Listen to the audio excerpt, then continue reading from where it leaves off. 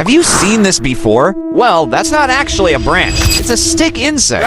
You see, stick insects evolved to perfectly mimic twigs and branches to avoid predators in the wild. Their bodies, color, and even the way they move are designed to blend into their surroundings almost perfectly. And what's even more fascinating is that there are hundreds of different stick insect species around the world. Some look like dry leaves, moss, or even pieces of bark. Honestly, nature created some of the most unbelievable disguises through these insects.